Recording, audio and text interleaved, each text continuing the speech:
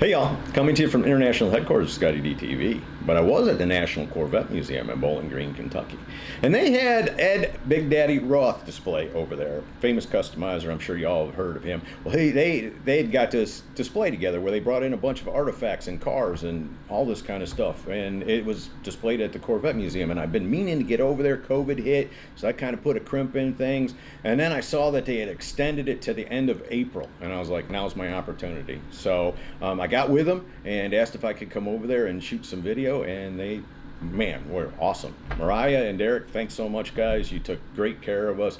And so they did. They gave us the VIP treatment, gave us a great tour, and then turned us loose and let us shoot a bunch of video. And what I've got in this video is just a walkthrough of the Big Daddy Ed Roth display, and then I've got some video that I'm hoping to be able to put together some features, closer looks at particular cars and things that are in that display. This is just kind of an overview video. Very cool. It's worth going to see. If you get a chance before the end of April to go see it, most definitely go see it. And even if it's gone, the Corvette Museum is a awesome place to check out. But anyways, let me get the camera turned around, check out Ed Big Daddy Roth display, National Corvette Museum, Bowling Green, Kentucky.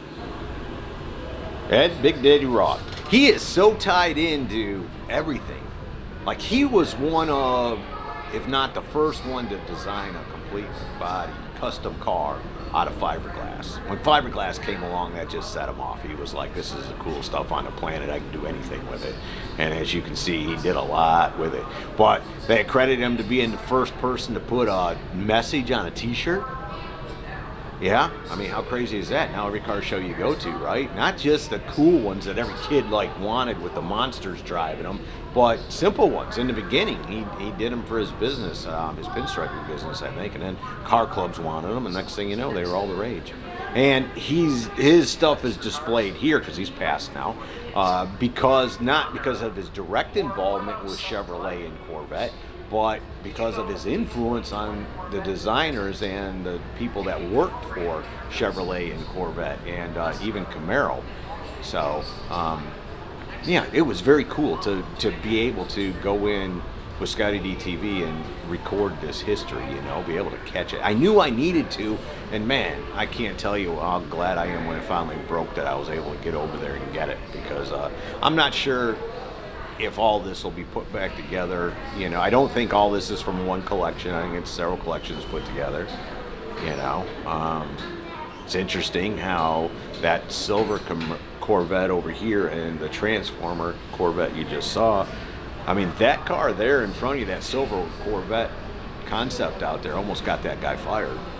And they just put it away. Chevrolet finally took it from them and stuffed it somewhere, and then Transformers showed up looking for cars for their new movie series, and they had to have that one, and they had to have the new C7 that was coming out. And how cool was that? Marketing. You got a new generation Corvette coming out about the same time the movie hits.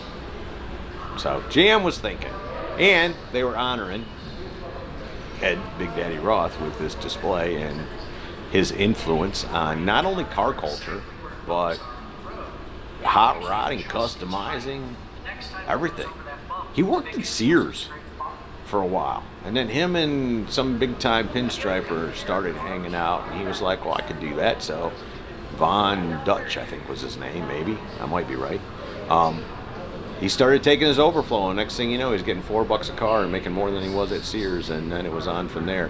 He invented the t-shirt and started messing with fiberglass. That was the other thing. Fiberglass was changed his life.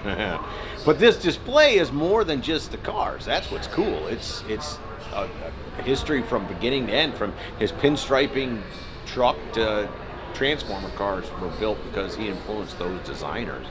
So it was very, very cool. I'm glad that I got to see it. I've got some close-up, more feature videos I'm going to try to do on his cars that were there in the display. But I just wanted to give you a general walkthrough and let you see all of it. And I thought it was very cool. I thought you all would want to see it. So from the National Corvette Museum, Ed Roth Big Daddy display. Hope you all have enjoyed it. See ya! Hey y'all, make sure you subscribe to this channel and visit ScottieDTV.com for an easy way to search the hundreds of videos I have posted. Either click the link in the description or the one at the end of this video.